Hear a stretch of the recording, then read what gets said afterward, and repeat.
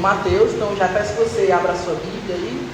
A gente utiliza a versão NVI, mas se você está com outra versão não tem problema nenhum. Mesma Bíblia, mesmo texto, só traduções diferentes. Mateus capítulo 7, a gente vai iniciar o capítulo 7 hoje.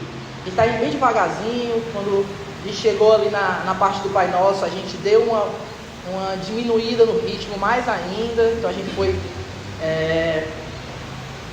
a cada expressão ali, né, a cada petição da oração do Senhor. E aí a gente demorou um pouco mais na oração do Senhor. Nos deixamos ser ministrados, né, pela palavra do Senhor naquele momento. E agora nós estamos seguindo. Hoje a gente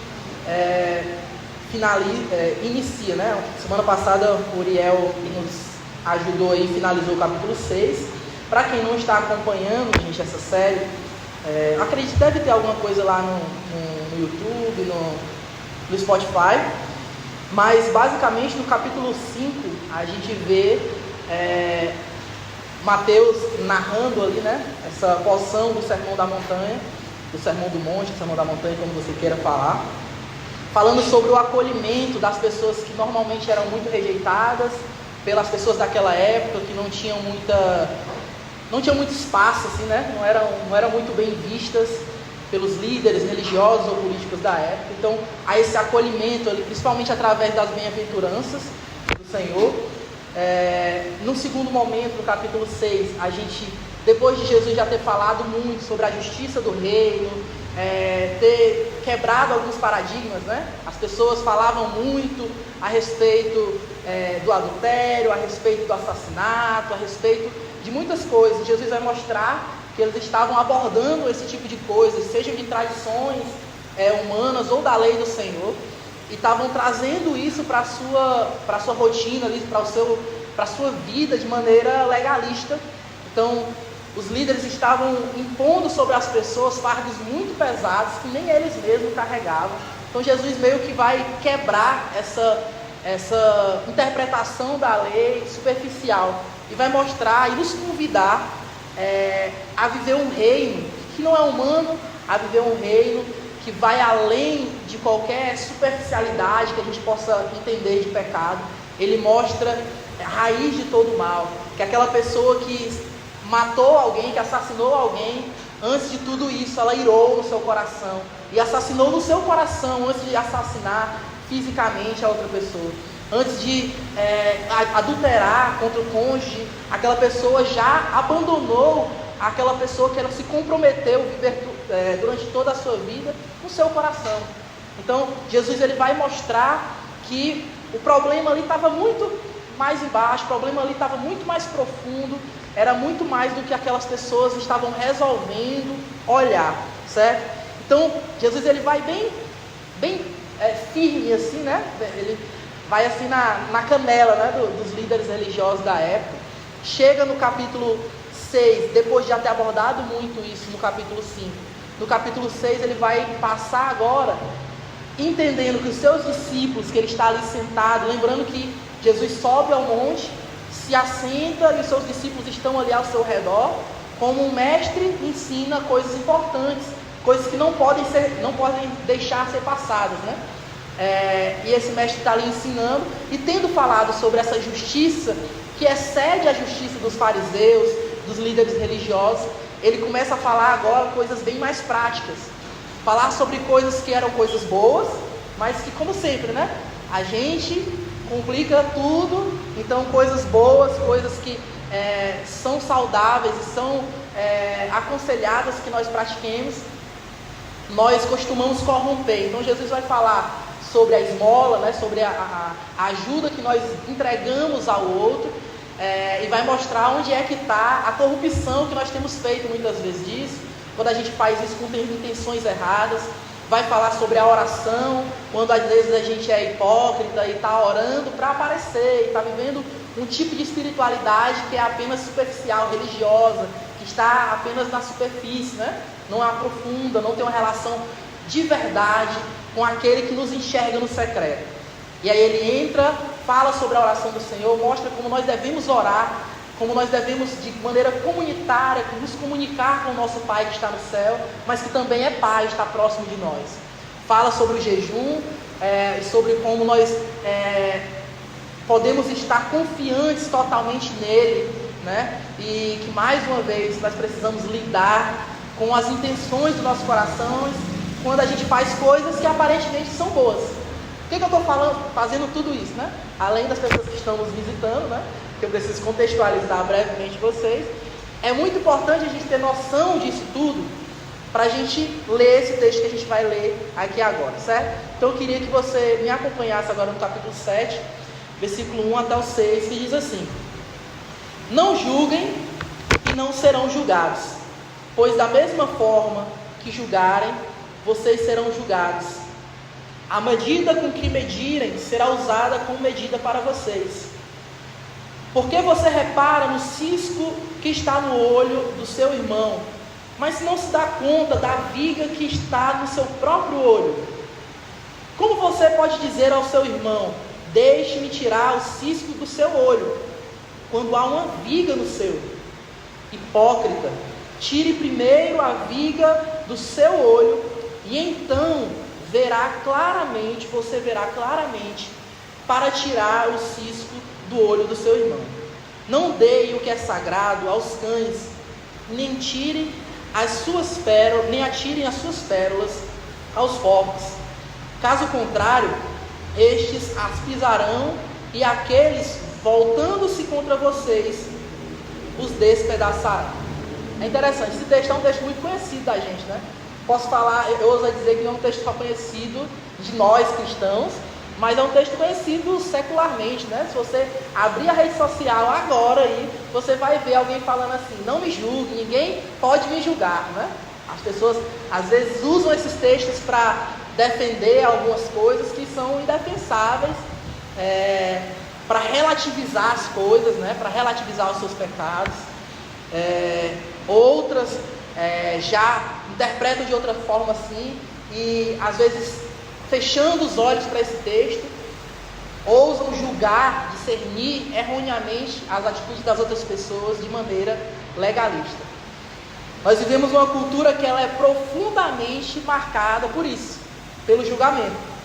Avaliar, rotular, tudo isso faz parte do nosso convívio, né? Em uma época de rede social, em uma época de cancelamento, isso talvez seja uma das coisas que está em mais evidência. As empresas têm muito cuidado nas suas campanhas, nas suas ações, nos seus passos, que a qualquer momento pode ser cancelado. As pessoas públicas têm muito medo de se expressar, não são autênticas muitas vezes, porque estão com medo do julgamento, da análise, né, daquilo que as outras pessoas vão falar ao seu respeito. Então, isso se tornou uma prática comum dos nossos dias, e é uma prática que é muitas vezes disfarçada de um zelo espiritual. Não, eu estou avaliando essa pessoa, estou julgando essa pessoa, porque eu preciso ser zeloso espiritualmente, eu preciso ser correto nas coisas que eu faço, com as pessoas que eu convivo.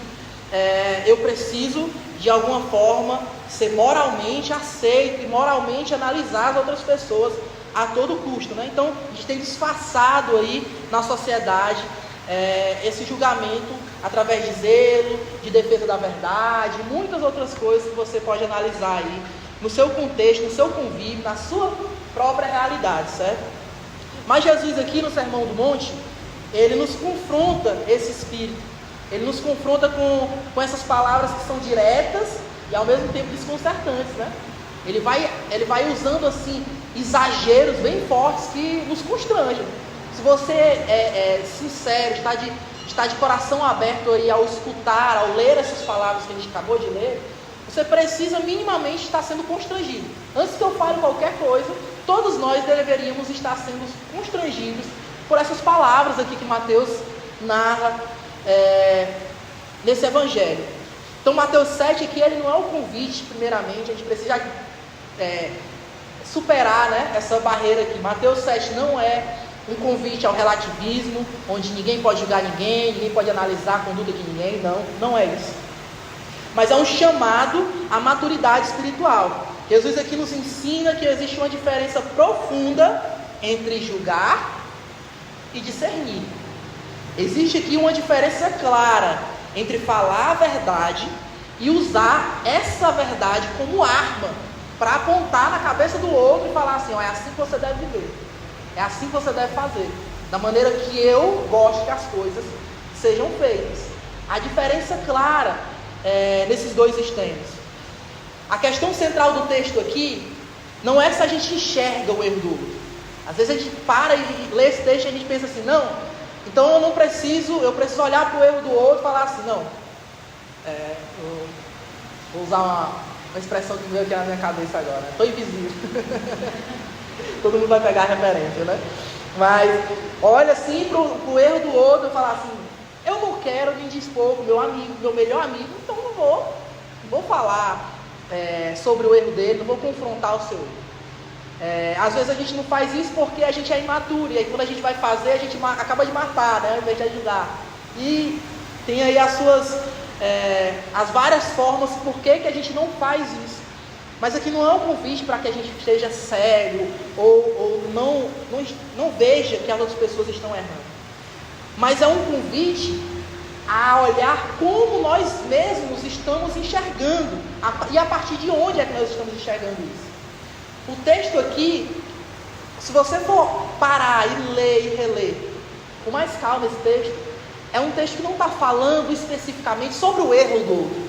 Está falando em como nós erramos ao olhar o erro do outro. Há uma diferença aqui. Então, o texto aqui, Jesus está apontando para a pessoa que está julgando o outro e não para a pessoa que está errando. É como na situação ali que Jesus se encontra com aquelas pessoas que levam uma mulher adúltera até Jesus e eles falam assim: ó, o que a gente deve fazer? Ela adulterou, ela errou. Jesus fala assim: não, ela não errou, ela é uma coitadinha. Não. Quando Jesus se refere a ela, Jesus fala o quê? Vai e não peques mais.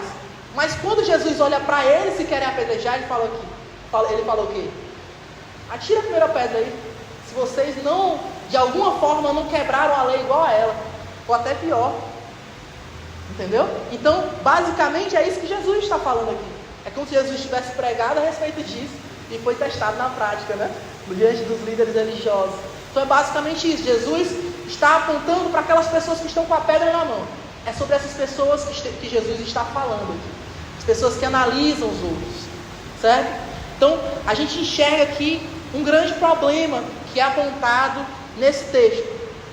Jesus começa com uma advertência séria. Ele fala: não julguem. Primeira coisa que Jesus fala: parem o que vocês estão fazendo, porque vocês estão fazendo tudo errado. Parem. Ele não está proibindo de toda forma a avaliação moral, mas está denunciando uma postura errada do coração. A postura de quem coloca acima, de quem se coloca acima do outro, como um juiz, e não ao lado como um pecador igual a outra pessoa.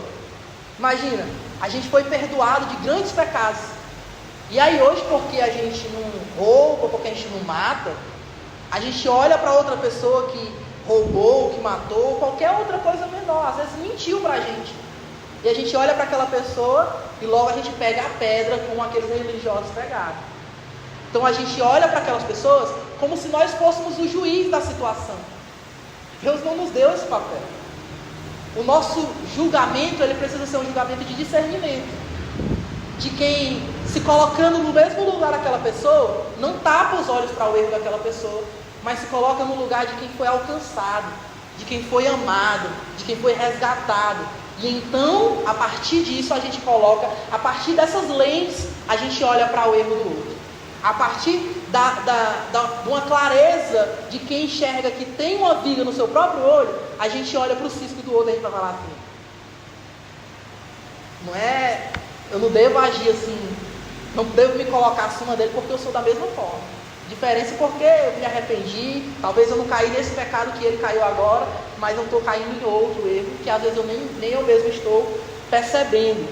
Certo? Então a gente enxerga esse principal problema sendo apontado aqui no texto. O problema ele é apresentado por Jesus como uma cegueira espiritual, que não nos permite enxergar com nitidez aqui o erro do outro.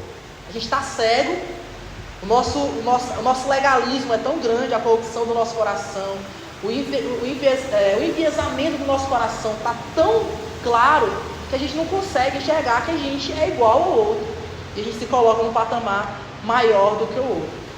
Então, esse tipo de cegueira, ele nos impede de olhar, de lidar honestamente com a nossa própria condição diante de Deus. A gente olha para o outro, mas a gente não consegue ser honesto da maneira que nós estamos hoje. A gente não consegue parar, refletir um momento e falar assim, talvez esse texto aqui não está falando sobre aquele irmão que eu vejo postando as indiretas no Instagram. Está falando sobre mim, agora, hoje, nesse momento. Talvez em algum julgamento que eu fiz hoje. Talvez eu não expressei isso em palavras, mas o meu coração, Deus sabe. E é sobre esse tipo de coisa que Jesus está abordando aqui. Sobre a raiz de todo o mal, sobre as raízes de todo o nosso pecado. Nosso coração que é corrupto, que é pecador, que odeia a Deus e que quer nos afastar de Deus a todo momento. É sobre esse tipo de coisa que Jesus está falando. No contexto de Jesus, a gente tem os fariseus, que eram vistos como exemplos, né? Diáspora que a gente estava comentando, que às vezes a gente olha, lê a Bíblia e fala sobre os fariseus, a gente fala assim, esses são os desgraçados, né? Não, na época eles eram como se fosse, imagina aí algum líder religioso hoje, referência para você. É como se eles fossem esses líderes da época. Eram as pessoas que depois de um cativeiro babilônico, depois de que o povo judeu se distanciou da sua própria cultura e da palavra de Deus através ali dos profetas da lei, essas foram as pessoas que traduziram o Antigo Testamento para o grego, para que aquelas pessoas que não falavam mais nem o hebreu conseguissem lidar agora novamente, se aproximar do seu próprio Deus. Então eram pessoas que eram tidas como piedosas. E é sobre essas pessoas que Jesus está apontando, não é coisa pouca, não. E aí nesse contexto Jesus está mostrando aqui que esses exemplos que eles tinham eram exemplos, na verdade, de cegueira espiritual. Eles estavam apontando o erro do outro, mas eles não conseguiam se colocar num lugar de humildade, de honestidade com seus próprios erros.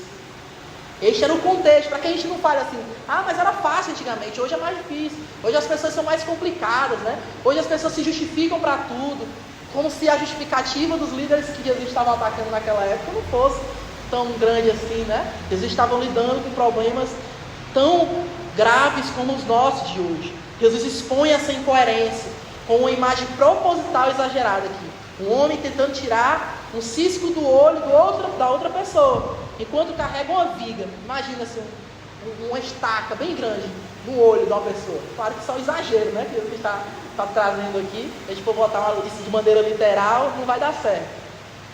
Imagina esse exagero que Jesus está falando.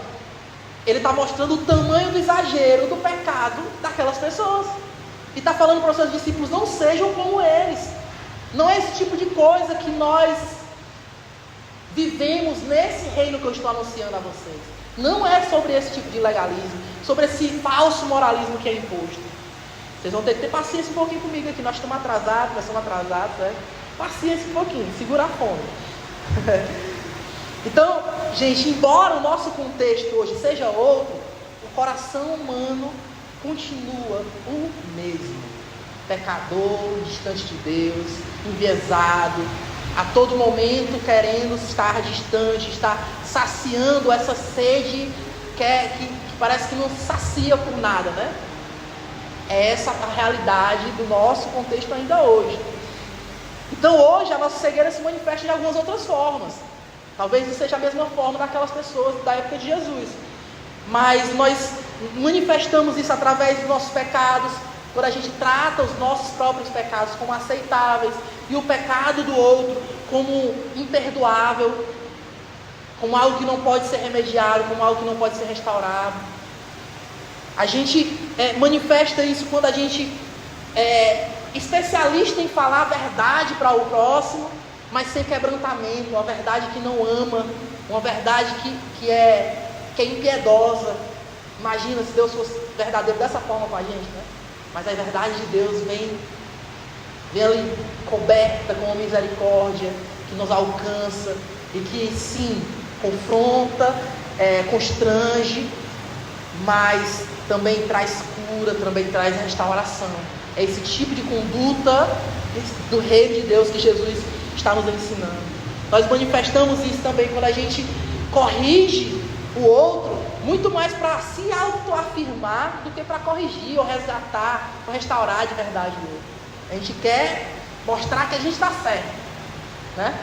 E aí a gente não quer saber de como é que a pessoa vai estar, se ela vai morrer, pouco importa, né? Pouco importa. Então nós vivemos esse risco de nos tornar especialistas em cisco do olho dos outros, né? Os especialistas aqui, pós-doutorado, existe isso, especialistas aí nos erros do outro e totalmente leigos nos nossos próprios erros e totalmente tolerantes a isso. Então esse grande problema, se você se perdeu naquilo que eu falei hoje, até aqui, o grande problema do texto que a gente precisa entender é que essa não é uma correção em si, mas uma correção feita, que esse problema não é o problema do texto aqui, que ele está apontando não é a correção em si, mas é uma correção sem arrependimento. Eu não me arrependi antes de corrigir o outro, então eu não vou conseguir corrigir ele da maneira que Deus corrigiria. Não vou conseguir ser esse instrumento de Deus, apenas um instrumento de mim mesmo. Então a pergunta que se levanta aqui é: como é que nós podemos enxergar corretamente sem nos tornarmos esse tipo de hipócrita que Jesus está condenando aqui? Como é que a gente consegue fazer isso? Graças ao nosso bom Deus é que a palavra do Senhor não aponta só a nossa vergonha, né? Não aponta só o nosso erro, mas nos traz vida. A sua graça nos alcançou e através da sua palavra também ela nos resgata, ela nos alcança. O texto nos apresenta aqui uma visão que nasce desse tipo de arrependimento, um arrependimento verdadeiro. Quando nós encontramos o nosso Senhor Jesus, nós nos arrependemos do nosso pecado. E aí essa graça que nos alcança, ela nos direciona em algumas coisas. Eu queria pontuar aqui 3 coisas, certo? Rapidamente. Jesus não denuncia aqui ele não apenas denuncia o problema, ele aponta um caminho de cura.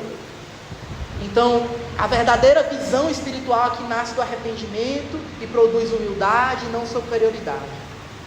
Então, primeira coisa que a gente precisa observar desse movimento da graça aqui, é que essa graça ela nos chama ao autoexame antes mesmo dessa correção. Isso é uma graça que nos é apresentada no texto. Ele está nos convidando aqui a agir de maneira correta, de maneira que o princípio do reino de Deus nos apresenta, através da vinda de Jesus. O texto fala: tire primeiro a viga do seu olho. Olhe primeiro para o seu próprio olho. Olhe primeiro para aquilo que está na sua própria vida. A ordem de Jesus é clara e intencional aqui. Antes de falar, examine. Antes de corrigir, confesse. Antes de apontar, se coloque diante de Deus. A graça nos ensina que só quem foi confrontado e curado pode se tornar instrumento de cura na vida do outro. Então, se você está aí apressado a responder aquilo que está nas trends do Twitter, não sei se você chama assim, né, que eu não tenho Twitter, que está ali em alta, né, nos assuntos mais comentados ali do Twitter, se você quer logo correr para a rede social lá e comentar, antes pense, como é que está a sua vida? Você já se arrependeu a respeito disso também? Antes de se correr e corrigir e se posicionar a respeito de qualquer coisa, responder às demandas da sociedade, como é que está o seu coração? A graça nos convida primeiro a um autoexame. A correção que nasce da graça, ela não é dura, nem humilhante. Ela é cuidadosa, paciente e cheia de amor. Só aí você já exclui um monte de julgamentos que muitas vezes nós cristãos fazemos contra os nossos próprios irmãos e até contra outras pessoas que não conhecem o nosso Senhor, que não vivem na nossa realidade do reino de Deus, que não conhecem a Jesus Cristo. Então, só aí a gente já precisa enxergar que nós precisamos mudar. E como cristãos, como pessoas que foram alcançadas, como pessoas que se colocam em mesmo patamar dos discípulos que estão ali sentados aos pés de Jesus, aprendendo as coisas do reino de Deus, nós precisamos nos movimentar conforme a graça nos guia. Liberdade, essa é a verdadeira liberdade. Uma liberdade que não está aprisionada nos nossos próprios impulsos, mas nós podemos ser guiados por aquilo que é justo e verdadeiro. Esse é o tipo de justiça que o Sermão do Monte traz. A segunda coisa, gente, essa graça, ela nos permite ajudar o irmão, mas com clareza. Uma clareza que nós, nos nossos próprios meios, nos nossos próprios impulsos, nas nossas próprias intenções, nós não faríamos isso. Só através da graça do Senhor é que nós conseguimos. O texto diz: e então você verá claramente para tirar o cisco do olho do seu irmão. Ele fala agora de um segundo momento, né? Depois de ter visto, de ter cuidado do seu próprio pecado, ter se arrependido, ter lidado com as suas próprias mazelas, agora a gente pode ver claramente. Agora a gente pode enxergar. A graça do Senhor Jesus nos traz uma verdadeira visão a respeito do nosso próximo. Nós só conseguiremos enxergar de verdade o outro e então o amar quando essa graça nos alcançar verdadeiramente, quando a gente tiver esse encontro verdadeiro com Jesus. Jesus não elimina a responsabilidade mútua aqui. Agora ele trata, agora você vai conseguir ver de verdade. Ele está nos convidando agora a exortar o irmão, a corrigir o irmão. É uma responsabilidade nossa como comunidade de fé. Nós não podemos ver o erro do outro e deixar que ele morra, não. Nós precisamos corrigir, nós precisamos nos amar, e às vezes amar é difícil. Às vezes amar é mais difícil do que odiar, é mais difícil do que se omitir diante da nossa responsabilidade com o próximo. Jesus ele não elimina essa responsabilidade, mas ele purifica ela. Depois do arrependimento vem a clareza para olhar para o irmão. Depois da confissão do nosso próprio pecado vem a restauração. O objetivo nunca é expor o outro, mas ajudá-lo. Sempre. O maior objetivo é resgatar aquele irmão que caiu, aquele irmão que de alguma forma precisa amadurecer na sua fé, na sua relação com o Senhor. A graça nos ensina que corrigir é um ato muito mais pastoral. E aí você entende, né? O exercício pastoral não é só do oficial, não é só do ministro, do pastor da igreja, mas é um exercício de toda a igreja, de todo aquele que confessa o Senhor como seu Salvador. Então, é um ato muito mais pastoral do que judicial. Antes de lidar como se fosse um juiz, lide como se fosse um pastor, que busca a ovelha que se machucou no meio do caminho, que se perdeu no meio do caminho. Antes de qualquer coisa, você precisa enxergar dessa forma. E último, a graça, ela nos dá discernimento sem perder o amor. Não deem o que é sagrado aos cães. No primeiro bloco a gente consegue enxergar Jesus falando sobre um tipo de julgamento que na verdade é muito egoísta e nasce da nossa raiz, do nosso coração pecaminoso, e que na verdade ele não discerne muito bem as coisas. Ele quer mesmo se autoafirmar, ele quer mesmo se autopromover, e se possível, e se preciso for, matar o próximo, ele vai fazer isso. Esse é o tipo de julgamento que a gente aprendeu. Esse é o tipo de julgamento que a gente tem a tendência de executar a todos os momentos se a gente não vigiar. Mas no último momento Jesus nos mostra também que há um verdadeiro discernimento. A gente precisa saber discernir as coisas. Não deem o que é sagrado aos cães. Porque às vezes a gente cai na tentação de que eu não vou julgar, eu vou ser o pastorzão, eu vou ser aquele que vai cuidar, e aí pronto. A gente relativiza tudo e a gente só trata o amor como se fosse uma balança desregulada, né? Como se Deus também não fosse santo. E nós também precisássemos entender que o reino de Deus trata e cura também a nossa moral. Aqui Jesus ele equilibra esse ensino. Humildade não é ingenuidade. A gente precisa entender isso. Mas é porque eu não posso julgar o próximo, é porque eu preciso amar. A gente precisa ter discernimento. Se tem uma coisa que a gente aprende aqui no Sermão do Monte, é que as coisas não são tão pretas no branco assim. Há muitos tons de cinza no meio de uma coisa e de outra. Há um irmão que vai cair em um pecado muito grave, mas vai se arrepender profundamente. Aquele precisa ser resgatado, precisa ser amado. E há pessoas que são profundamente mentirosas e que nunca se arrependem, não há nenhum interesse em se arrepender. E quando é confrontada, está obstinada e não quer saber de correção e não quer saber de mudança. Então, o reino que Jesus está apresentando aqui, a justiça, como ele fala lá nos capítulos anteriores, a justiça que ele nos convida a viver, é uma justiça que excede a justiça dos fariseus. Não é menor. Os fariseus enxergam superficialmente, por isso são legalistas. Jesus enxerga a raiz de todo o mal. Por isso é uma justiça verdadeira, uma justiça santa e amorosa. Então Jesus ele equilibra aqui esse ensino. Não podemos ser ingênuos. Amor não é uma ausência de discernimento.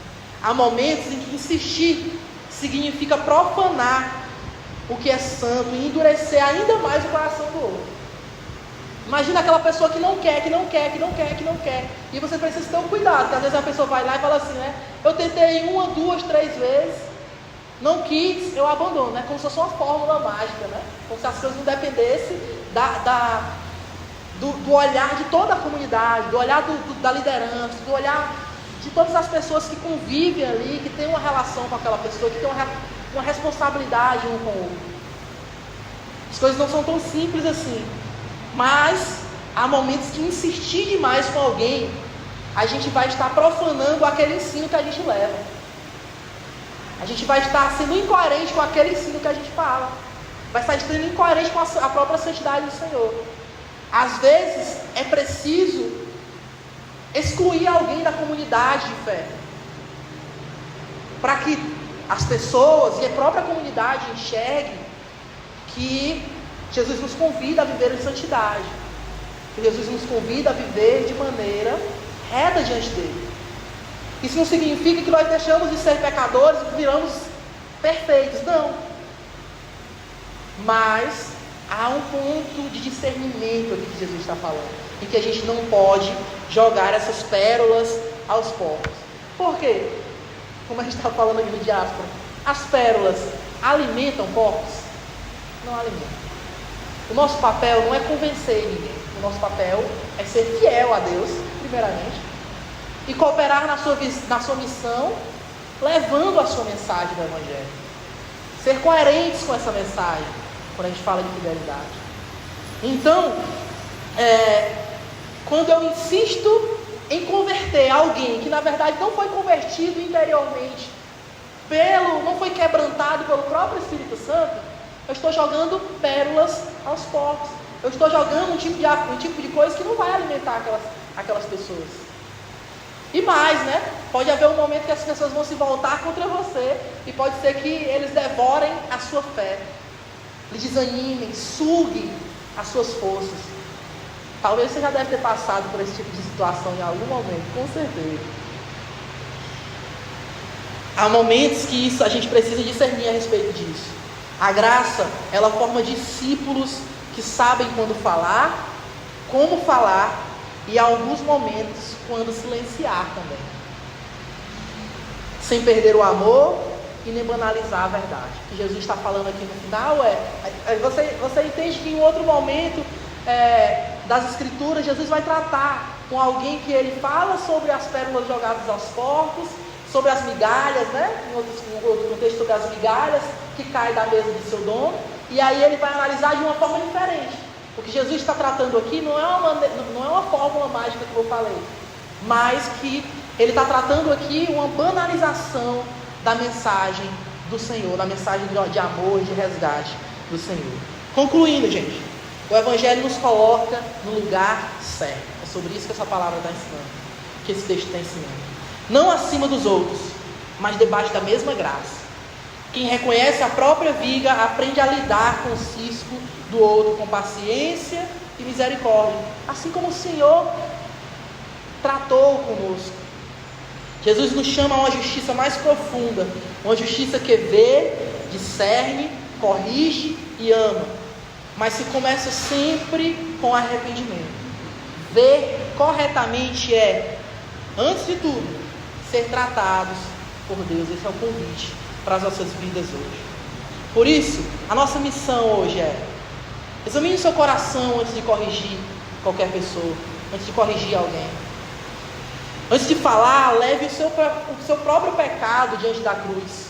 Permita que Deus trate a sua visão antes de qualquer coisa. Que a nossa igreja, nós que estamos reunidos aqui hoje, nós possamos ser esse lugar de arrependimento, de quebrantamento, não de acusação espiritual, como fantarrões que não somos. Corrija com o objetivo de restaurar, nada além disso, o objetivo de restaurar. Pergunte-se sempre: quero ajudar ou apenas provar que estou certo?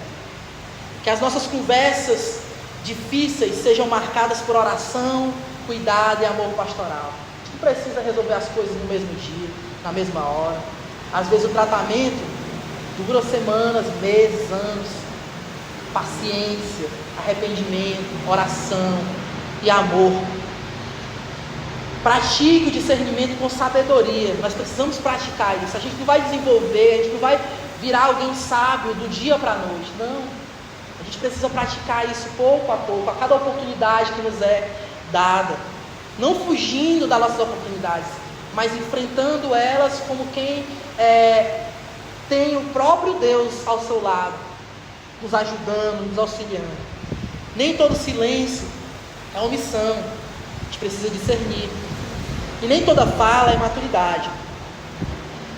Que a gente saiba proteger o que é santo sem perder o coração gracioso do Evangelho. E último, viva consciente da graça que você recebeu. Seja consciente disso. Em qualquer situação, nós fomos alcançados em graça.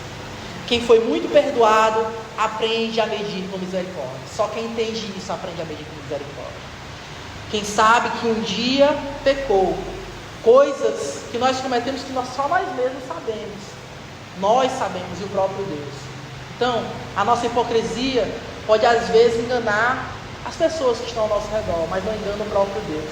Isso precisava ser o suficiente para as nossas vidas. Que essa igreja, que nós, irmãos reunidos aqui, sejamos conhecidos por restaurar, mais por restaurar do que por condenar. Porque esse é o tipo de coisa que Jesus fez.